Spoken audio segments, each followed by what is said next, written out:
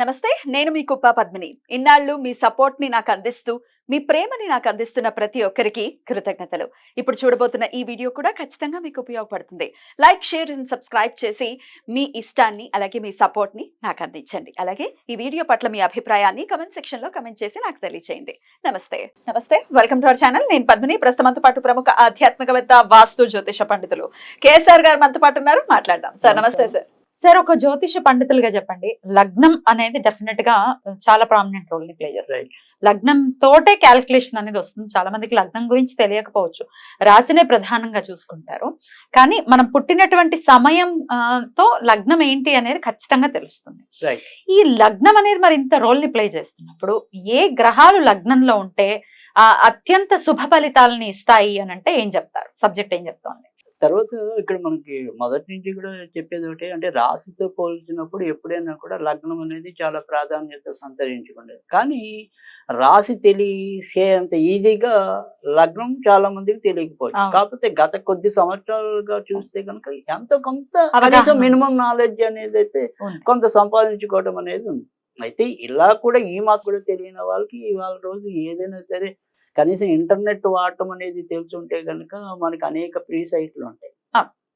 So ఈ free సైట్లలో మనకు వచ్చినప్పటికి ఏంటంటే ఇంగ్లీష్లో కనుక ఉంటే అక్కడ ఏఎస్ అని ఎసిడెంట్ అని ఉంటుంది. సో అది దాన్ని లగ్నం అంటాం. అదే మీరు తెలుగు భాష తీసుకుంటే కనుక అదే లా అనేది ఏదైతే ఉంటుందో అదే లగ్నం. ఓకే, అది మీరు కనీసం తెలుసుకునే ప్రయత్నం చేస్తే ఉత్తమం. ఒకవేళ ఇన్ కేసు తెలియదులేండి అనుకున్నారు, అంత కమా లేదు అనుకోండి, ఇప్పుడు నేను ఏదైతే లగ్నం అని చెప్పినా ఇంకా మరి కనీసం అది రాసనే అనుకోండి.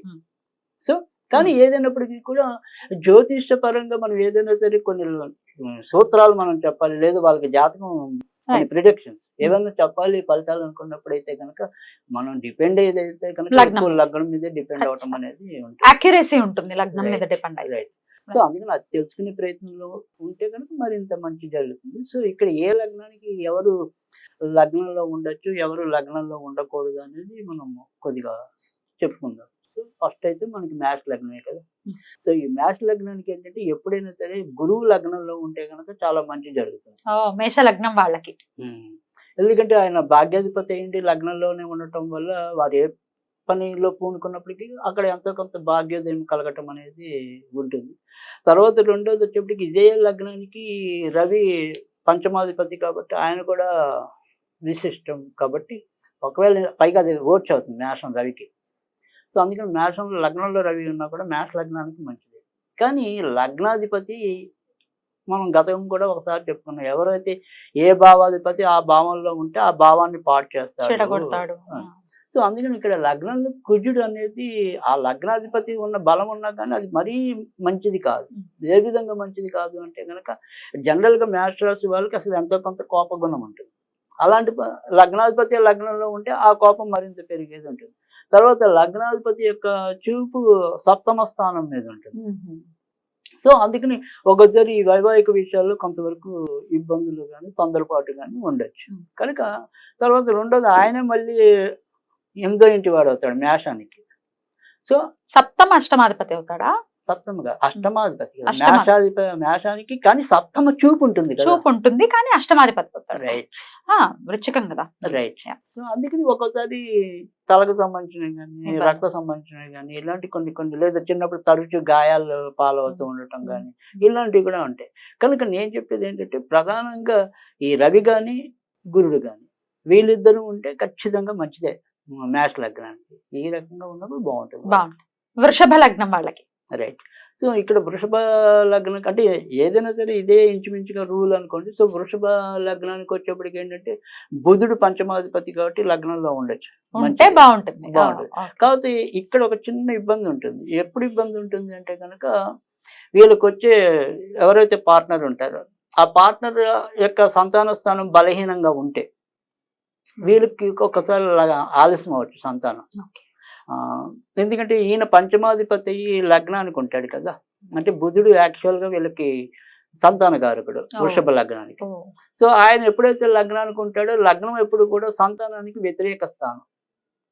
అందుకని ఒక్కోసారి సంతానపరమైన సమస్యలు ఉంటాయి. కానీ మిగతా వాటన్నిటికీ మంచిదే.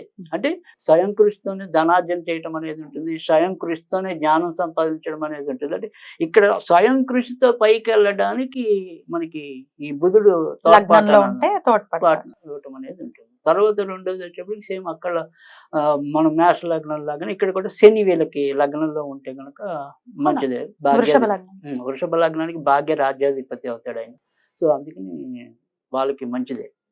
సో కానీ లగ్నాధిపతి ఎప్పుడైనా అదే రూల్. సో ఏ లగ్నాధిపతి ఆ లగ్నంలో ఉంటే కొంత ఇబ్బంది అనేది ఉంటుంది. సో ఇక్కడ శుక్రుడు ఉంటే కనుక ఇబ్బంది ఉంటుంది. అది ఏ రకంగా ఇబ్బంది అంటే కనుక ఈ శుక్రుడి యొక్క సప్తమ దృష్టి అనేది ఈయనకి కూడా మరి వృచ్చికం మీద పడుతుంది. సో వృచ్చికం మీద పడినప్పుడు ఏంటంటే ఒకసారి ఈ దీర్ఘకాలిక రోగాలు కొన్ని వెంటాడడానికి అవకాశం ఉంటుంది. గొంతుకు సంబంధించిన ఏమైనా సరే కొంతవరకు రావడానికి అయితే అవకాశం ఉంటుంది. తర్వాత ఈ భార్యాభర్తల రిలేషన్స్లో ఒక్కోసారి కొన్ని ఏమంటాం అతిగా వెళ్ళే శృంగారాలు కానీ ఇలాంటి వాటికి కొంతవరకు ఇబ్బంది పెట్టడానికి కూడా అవకాశం ఉంటుంది. సో అందుకని ఆ రకంగా మాత్రం మంచిది కాదు. బట్ సో బుధుడు ఉండొచ్చు, శుక్రుడు ఉండకూడదు, శని ఉండొచ్చు. శని ఉండొచ్చు. రైట్. మిథునం. సో మిథునం వచ్చేప్పటికి ఏంటంటే ఇక్కడ లగ్నాధిపతి మనకి బుధుడు అవుతాడు. సో పంచమాధిపతి శుక్రుడు అవుతాడు. తర్వాత భాగ్యాధిపతి దీనికి కూడా శని అవుతాడు. కానీ ఇక్కడ మనకి మిథున లగ్నానికి మాత్రం కంఫర్ట్ జోన్ అనేది ఏ గ్రహానికి లగ్నంలో ఉండటం అనేది కొంత మంచిది కాదు. ఉంటే కొంతవరకు బుధుడు సచేతనము, బుధుడికి లగ్నాధిపతి అయినా కూడా బుధుడే బెటర్. ఇంకెవరికి అంటే ఇక్కడ ఎప్పుడైతే ఈ పంచమాధిపతి శుక్రుడు అవుతాడు. సో ఈ పంచమాధిపతి శుక్రుడుగా అయ్యి లగ్నంలో కూర్చుంటే వీళ్ళకి కూడా మళ్ళీ సంతానపరమైన సమస్యలు రావటం అనేది ఉంటుంది. తర్వాత వ్యయాధిపతి కూడా శుక్రుడే అవుతాడు కాబట్టి లగ్నం వాళ్ళకి తొందరగా ఏవో రకం అంటే ఈ రెసిస్టెన్స్ పవర్ అనేది తక్కువ ఉంటుంది. అలాగే పోనీ శనిని తీసుకున్నా కూడా ఆయనకి మళ్ళీ 2 పోర్ట్ఫోలియోలు ఉన్నాయి. అంటే ఒకటి అష్టమాధిపతి అవుతాడు, రెండోది భాగ్యాధిపతి అవుతాడు. సో అష్టాధిపతిగా ఈ ఎముకలు కీళ్ళకి సంబంధించిన రోగాలు ఇవ్వచ్చు, భాగ్యాధిపతిగా కొంతవరకు భాగ్యం ఇవ్వచ్చు. అందుకని పర్ఫెక్ట్గా ఏ గ్రహం కూడా వీళ్ళకి లగ్నంలో ఉండటం అనేది మరీ అంత శుభ సూచకం అయితే కాదు. మరి రాహుకి ఉచ్చ స్థానం అంటారు కదా, అంటే రాహుకి వచ్చే స్థానం అయినప్పటికీ రాహు మనకి విడిగా ఇవ్వాల్సిన ఫలితాలు మంచిది కానీ బట్ ఆయన మళ్ళీ సప్తమ స్థానాన్ని చూస్తాడు కదా, అది ఇబ్బంది వస్తుంది. ఇబ్బందిగా బాగా తొందరగా వివాహం సెటిల్ కాలేకపోవడం, సంబంధాలు దగ్గర వచ్చి కాకపోవడం, ఒక్కోసారి ఇంటర్ క్యాస్ట్ మ్యారేజ్లు ఇలాంటివి కూడా ఉంటాయి. అసలు రాహు లగ్నంలో ఉండొచ్చా?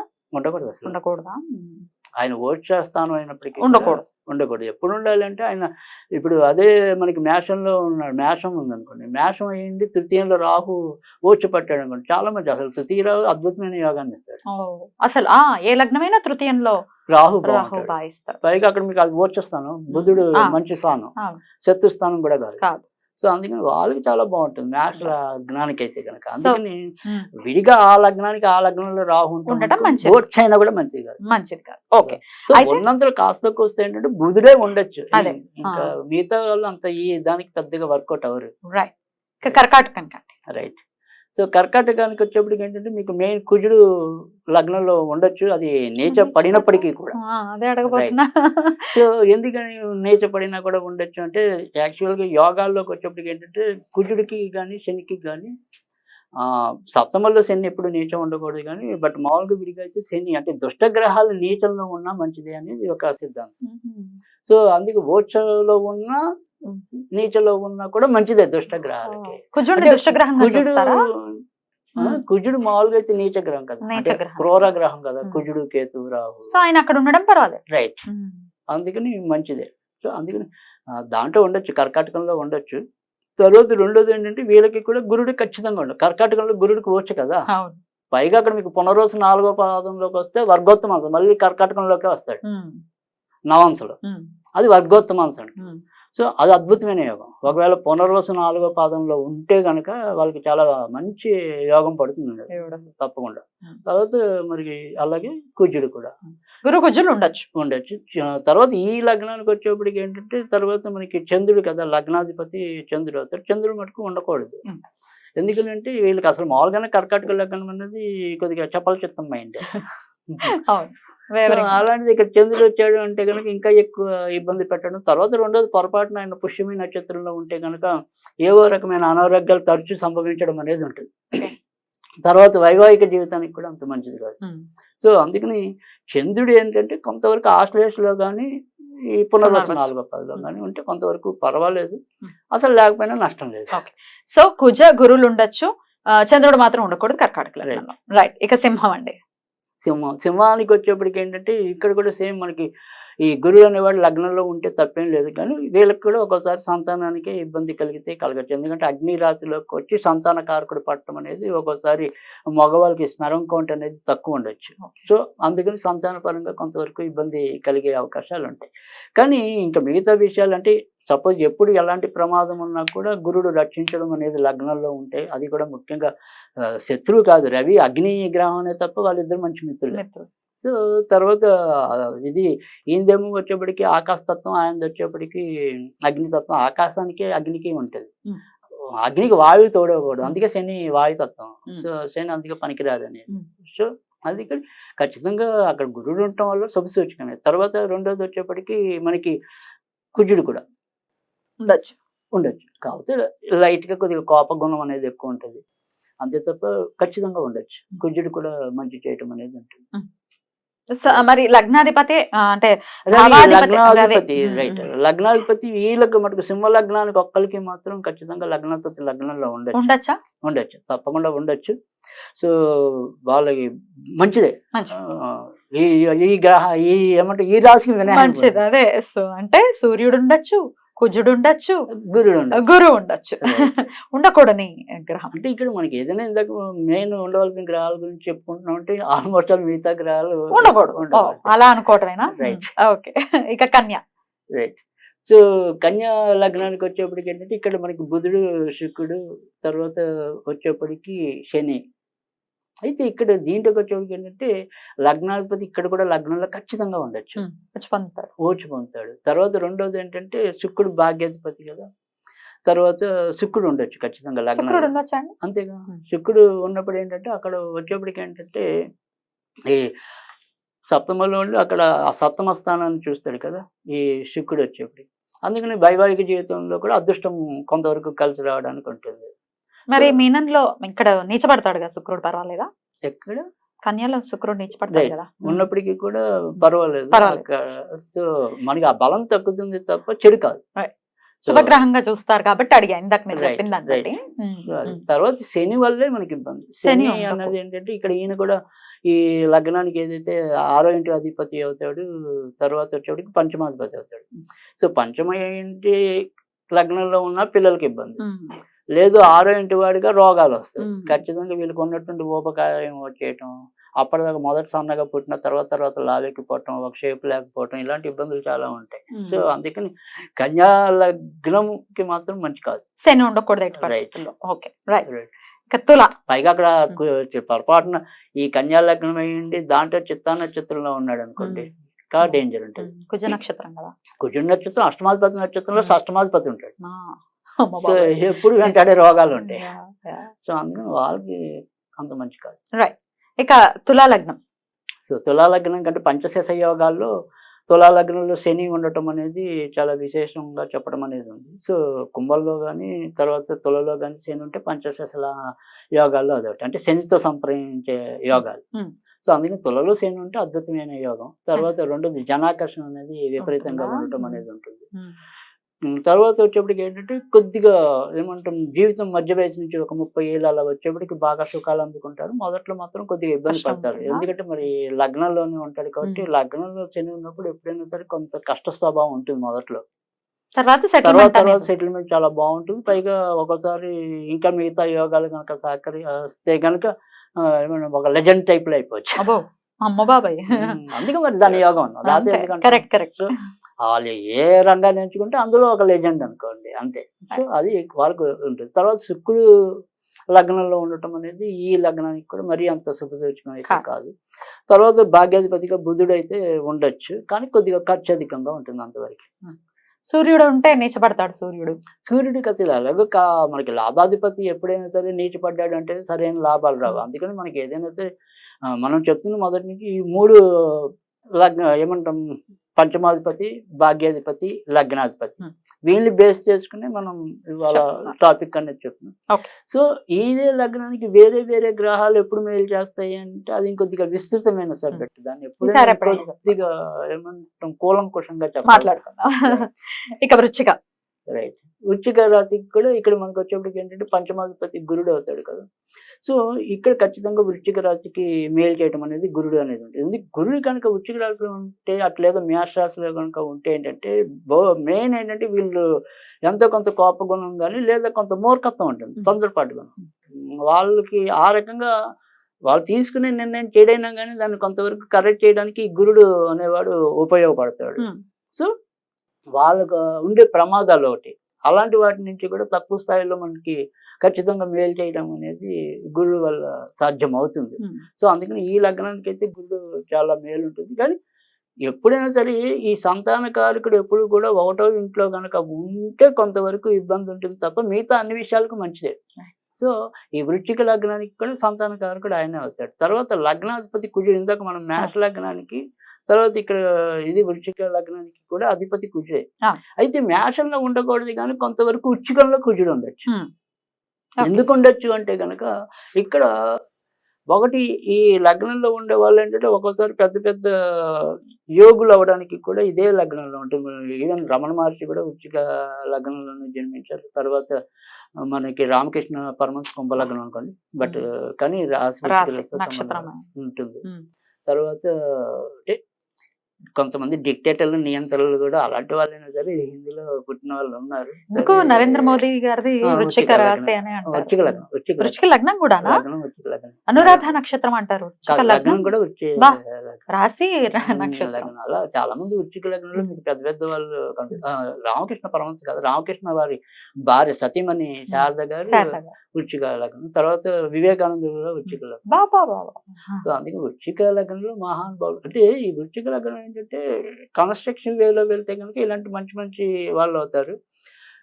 ఒక మనం కొద్దిగా వ్యతిరేక లగ్నంలో వెళ్తే సద్దాం హుస్సేన్ లాంటి వాళ్ళు పడతారు. సో సద్దాం హుస్సేన్ కూడా వృశ్చిక లగ్నం. చివరికి కుజ దశలోనే ఆయనకు గురి వేసేయటం అనేది కూడా అయింది. ఎక్స్ట్రీమిటీస్ అసలు కదా రెండు. సో అందుకని దాన్ని టెర్రరిస్టులు పుట్టాలన్న దాంట్లోనే ఉంటారు, మహాత్ములు పుట్టాలన్న దాంట్లోనే. సో అందుకే వృశ్చిక లగ్నం చాలా కొద్దిగా మంచిది, అంటే దాన్ని మలుచుకోగలిగితే. కరెక్ట్, అదే అనుకుంటున్నాను నేను. పిల్లలు ఒకవేళ ఉంటే తల్లిదండ్రులు మలుచుకోగలిగితే మనకి చాలా అద్భుతంగా ఉంటుంది. మంచి మంచి పరిశోధన చేయాలన్నా కూడా వాళ్ళు అంటే వాళ్ళు ఒక రకమైన తెగింపు ఉంటుంది, సూటితనం ఉంటుంది. సో వెళ్ళిపోగలరు. రైట్. అది తర్వాత ఇక్కడ మనకి వృశ్చిక లగ్నానికి వచ్చేప్పుడు చంద్రుడు భాగ్యాధిపతి కూడా, ఈయన కూడా లగ్నంలో ఉండొచ్చు, ఇబ్బంది ఏం లేదు. కాకపోతే అదే చెప్తాను. ఇక్కడ దేనికైనా సరే ఇక్కడ కూడా వీళ్ళకి వచ్చే ఇబ్బంది ఏంటంటే అనురాధ నక్షత్రంలో తర్వాత మొదటిదైన విశాఖ నక్షత్రంలో వరకు ఉండవచ్చు. విశాఖ నక్షత్రం 4వ పాదం అందులో ఉండొచ్చు, కానీ జాస్ట్లో మటుకు మంచిది కాదు. సో జాస్ట్లో ఉంటే ఎప్పుడు జీవితంలో ఏదో ఒక ట్రబుల్ పడతారు. తర్వాత కావాల్సినంత తెగింపు ఉండదు, అంటే ఏమంటారు అంత తెలిసింది అనుకుంటారు కానీ ఏం తెలియదు. సో అందరినీ ఊరికే నమ్మేయటం అనేది ఉంటుంది. ఏదో ఏమంటాం లౌక్యంగా ఏదో వెళ్తారు కానీ అంత జీవనంలో కావాల్సినంత ఉపయోగం పొందలేకపోవటం అనేది ఉంటుంది. ఇక ధనుసు రాశి వారి. సో ధనుసు లగ్నం. సో ధనుసు రాశి ఆ లగ్నం ఏదైనప్పటికీ కూడా ఇక్కడ కూడా ప్రధాన పాత్ర అయితే గురుడికి అనేది ఉంటుంది. ఇక్కడ ఈ లగ్నానికి మళ్ళీ గురుడు ఉండొచ్చు. సో ఎందుకంటే చతుర్థాధిపతి అవుతాడు, ఆయనకి వేరే చెడ్డ ప్లేస్ ఏమీ లేదు ధనుసు రాశి.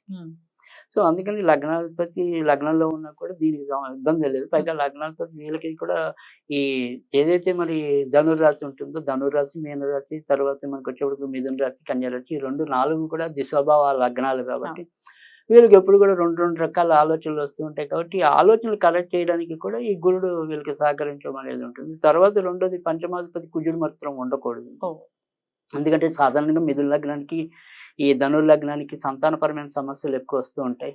సో పుడితే వెంటనే పెళ్ళైన కొత్తలో పుట్టేయాలి కానీ లేదంటే 7-8 ఏళ్ళు పట్టిన వాళ్ళు కూడా ఉన్నారు. సో ఇంకా ఎక్కువ పట్టినా కూడా ఆశ్చర్యపోక్కర్లేదు. సో కనుక కుజుడు మాత్రం ఈ దానికి అంత మేలు చేయడు. సో అందుకని ఈయన మటుకు లగ్నంలో ఉండకూడదు. కానీ భాగ్యాధిపతి మటుకు రవి ఉండొచ్చు, తప్పకుండా మంచి చేయటం అనేది ఉంటుంది, బాగుంటుంది. వాళ్ళకి భాగ్యం కూడా స్వయం కృషితో లభించడం అనేది అయితే ఉంటుంది. కానీ కళ్ళజోడు మటుకు తొందరగా రావచ్చు, కానీ మిగతా అన్ని బాగుంటాయి. మకరం. రైట్. మకర సో లగ్నం ఇక్కడ మకర లగ్నానికి మటుకు శని ఖచ్చితంగా మనం ఉండొచ్చు. అంటే మకరం కుంభం రెండిట్లో ఉండొచ్చా? కూడా రెండు శని ఒకేలాగా చూసుకోవచ్చా మనం? చూసుకోవచ్చు. మకర సో కుంభాలు. మకర రాశిలో పుట్టిన కుంభరాశిలో పుట్టినా కూడా శనికి మంచిదే. కాకపోతే ఈ మకర రాశిలో పుట్టినప్పుడు ఏంటంటే ద్వితీయాధిపతి అనేవాడు మారక స్థానం అనేది కూడా అన్ని లగ్నాలకి కూడా. సో అందుకని ఒక్కోసారి ఈ శనిలో ఒక్కోసారి అనుకోకుండా ఏమైనా మార్గం జరుగుతుంది. అంటే మిగతా ఏమైనా అప్పుడు అదే సమయంలో ఏమైనా శని జరగడం కానీ, లేదా మార్గంతో ఎంతో కొంత సంబంధం ఉన్న గ్రహ దశలు నడుస్తున్నప్పుడు కొంతవరకు ఇబ్బంది ఉంటుంది తప్ప మిగతా వాటన్నిటికీ కూడా మంచిదే. తర్వాత ఇటు బుధుడు భాగ్యాధిపతి. తర్వాత బుధుడు కూడా ఉన్నా కూడా ఇబ్బంది ఏం లేదు. తర్వాత శుక్రుడు వచ్చేప్పటికి పంచమాధిపతి. సో అందుకని శుక్రుడు ఉన్నా కూడా ఇబ్బంది ఏం లేదు. సో అందుకని మకర రాశి వారికి అయితే ఇంచుమించు ముగ్గురు ఉండొచ్చు. బుధుడు శుక్రుడితో పోలిస్తే ఒక్క పిసరు ఒకసారి మనం పూర్తిగా జాతకాన్ని చూస్తే కానీ ఒక నిర్ణయానికి రాలేము. శని అనేది మధ్యస్థం అనుకోండి. మధ్యస్థం. ఎంత స్వక్షేత్రాలైనా రెండు కూడా మధ్యస్థంగానే ఉంటుంది. ఉంటాయి. కానీ కుంభానికి అలా చెప్పాల. సో కుంభం నెక్స్ట్ వచ్చి ఇప్పుడు మనం మకరం కుంభం. ఉంటుంది కాబట్టి కుంభం కదా. సో ఈ కుంభానికి వచ్చేప్పటికి ఏంటంటే కుంభే శని నా దుర్లభ అన్నారు. అంటే కుంభంలో శని ఉంటే కనుక వాళ్ళు అనుకుంటే ఏదైనా సాధించగలరు మొండి పట్టుదలతో అని. సో పైకి పంచశేష యోగాల్లో కుంభం స్వచ్ఛేత్రం శనికి. కానీ ఇందాక చెప్పినట్టు ఏంటంటే అటు తొల్లో కానీ ఇటు కుంభంలో కానీ శని కొద్దిగా ఆలస్యంగానే ఆ యొక్క రిజల్ట్స్ ఇవ్వటం అనేది ఉంటుంది. సో ఇంచుమించుగా అదే తులారాశి అదే లేదా తులా లగ్నం. ఈ తులా లగ్నం వాళ్ళకంటే యావరేజ్గా 30కే కొంతవరకు మంచి జరగచ్చు. కానీ ఇది కొద్దిగా కాంప్లికేటెడ్ ఉంటుంది. ఇక కుంభ లగ్నం అనేది ఒకసారి 36 సెటిల్మెంట్ రావడానికి టైం పడుతుంది. కానీ తర్వాత నుంచి మటుకు చాలా అద్భుతంగా వీరి యొక్క ప్రతిభా సామర్థ్యాలు 10 మంది గుర్తించడం, తర్వాత గమనించడం ఇవన్నీ ఓకే. ఇంకా అవన్నీ తర్వాత అలా అలా జరిగిపోతాయి. కాకపోతే ఇక్కడ తులా లగ్నం ఏంటంటే ఈ భౌతిక సుఖాలన్నీ కూడా బాగా అనుభవించడానికి కూడా ఎక్కువ ఉంటుంది. అలాగే వాళ్ళ యొక్క మోజు కూడా ఎక్కువ దాని మీద ఉండడానికి కూడా అవకాశం ఉంది. అదే కుంభలగ్నం అయితే కనుక కొంతవరకు ఈ దైవిక సంపదలో కూడా మనకి ముందుకు వెళ్ళిపోవడానికి ఉంటుంది.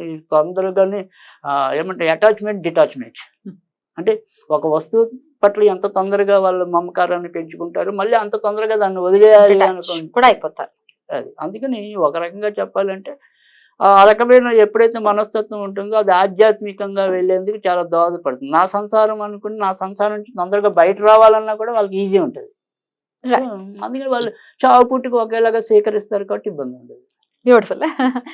ఇక ఫైనల్లీ మీనరాశి, మీన లగ్నం. రైట్, మీన లగ్నం. సో ఈ మీన లగ్నానికి కూడా మళ్ళీ గురుడు లగ్నంలో ఉన్నా కూడా చిరాకు వచ్చే ఇబ్బంది అయితే ఏమీ లేదు. తర్వాత రెండోది వచ్చేవాడికి ఏంటంటే మనకి ఇంకా కుజుడు భాగ్యాధిపతి, పంచమాధిపతి చంద్రుడు. సో ఒక రకంగా చెప్పాలంటే మీన లగ్నానికి అయితే కనుక ముగ్గురు ఉండొచ్చు. కాస్త ఏదైనా ఇబ్బంది ఉంటే చంచలం ఇందాక మనం చెప్పుకున్నాం కదా, ఈ స్వభావ లగ్నాల వాళ్ళకి ఎంతో కొంత 2 రకాల మనస్తత్వం ఉంటుంది. దానికి వచ్చి లగ్నంలోనే చంద్రుడు ఉన్నప్పుడు ఆ రకమైన కొద్దిగా వ్యావరింగ్ మైండ్ అనేది కొద్దిగా ఎక్కువ ఉండొచ్చు. అంతే తప్ప నష్టం అయితే ఏమీ లేదు. కనుక ఈ లగ్నానికి మాత్రం ముగ్గురు కూడా ఉండొచ్చు. అద్భుతం అండి, చాలా బ్యూటిఫుల్ గా ఎక్స్ప్లెయిన్ చేశారు. డెఫినెట్ గా ఏ లగ్నం గురించి ఖచ్చితంగా తెలుసుకునే ప్రయత్నం చేయండి. మీరు పుట్టిన ఏరియా ప్లస్ టైం మీరు చూసుకుంటే కనుక ఖచ్చితంగా మీ యాక్యురేట్ గా మీ లగ్నం సైట్లు ఇస్తున్నాయి. అన్ని ఎవరైనా సరే వాళ్ళ జాతక చక్రాన్ని ప్రొవైడ్ చేయడం అనేది ఉంది. అక్కడ మనకు కావాల్సిందల్లా ఏరియా అండ్ టైం ఎగ్జాక్ట్ అది ఇస్తుంది. అక్కడ మనకు కావాల్సిన లగ్నం అని తెలియడానికి లా అయినా ఉండాలి, ఇంగ్లీష్ లో అయితే ఏఎస్ అని ఉంటుంది. కానీ ఎలా తెలుసుకోవాలి అని అంటే ఏదో డేట్ ఆఫ్ బర్త్ అనేది ఇప్పుడు మనకి అక్కడ వాడు ఏఎస్ అనేది ఇప్పుడు మనకి కావాల్సింది అనేది అక్కడ వాడే చెప్తాడు కదా. ఏఎస్ అనే చోట స్కార్పియో అన్నాడు అనుకోండి, అంటే వృశ్చికం అని కదా. అదే తెలుగులో అంటే వృశ్చికం అని వేస్తాడు కదా. సో అది పెద్ద కష్టమే కాదు. చాలా బ్యూటిఫుల్ గా ఎక్స్ప్లెయిన్ చేశారు. కృతజ్ఞతలు అండి. నమస్కారం.